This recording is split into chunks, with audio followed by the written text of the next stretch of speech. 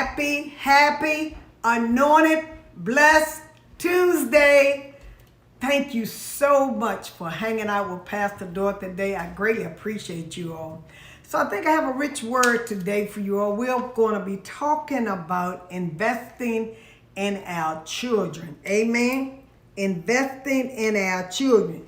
You see, we're in a season, we are in this season of their lives. They need to know more than anything in this world that you love them and that they matter to you. Amen. And so it says your child or children is worth knowing. I mean, really knowing, naturally and spiritually. Psalms 127:3 in the Passion Bible says, children are God's love gifts. They are heaven's generous reward. They are heaven's generous reward. Children must be taught how to think and not to think. I'm going to say that again. Children must be taught how to think and not what to think. That's what it is. Not what to think. You see, education is not the learning of facts. Rather, it is the training of the mind to think for themselves, and we as parents are there to guide them in the right direction. Your child, your children, your nieces, your nephews are blessings. You see, blessings is not an experience. Blessing is a lifestyle. Say that with me. Blessing is a lifestyle in all areas. When we put God first in all our efforts. When we put God first in all our efforts, we may be tested sometimes. They are still blessings. Even when you're being tested, baby, they're still blessings. So I ask you, what if this present small test that you're going through with your child, your children, your nieces, your nephew, your spiritual children, your natural children, your adopted children, all of the above, if it actually was the big test before the blessing? Lord have mercy, I'm going to say that again.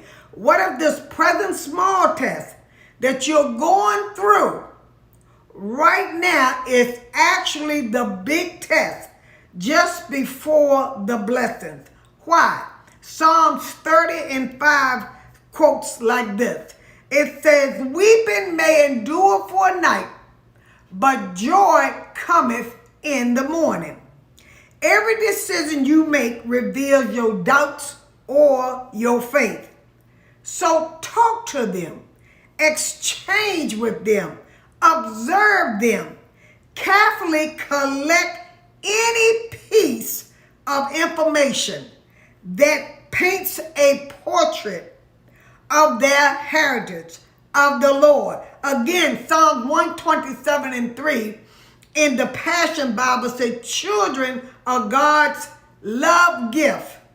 They are heaven's generous reward. So why not paint a picture of what you are believing for with your sons, your nephews, your nieces, your daughters, your nieces? And Bible said, call those things that be not as though they were. Romans 4:17. Because every day is a painting in the museum of your life. Your choice of sounds, your choice of people, your choice of words can make a masterpiece.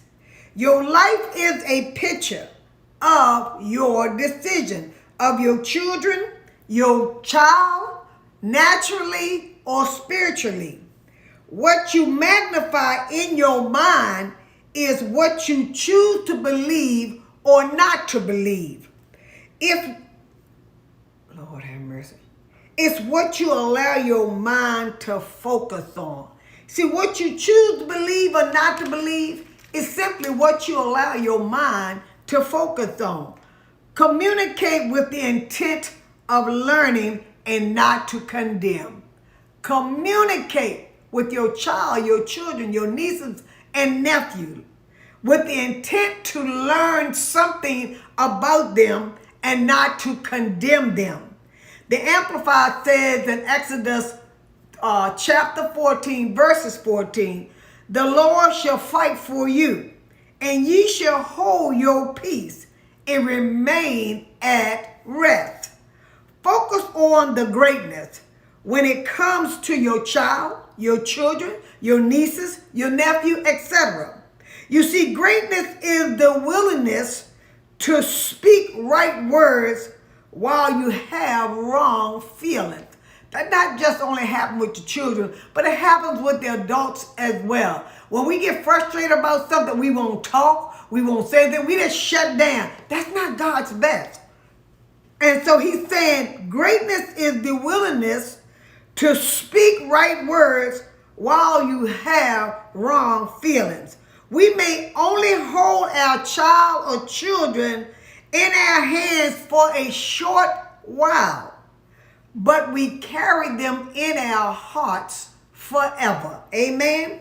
You see, give your child or your children what he or she cannot find anywhere else, baby.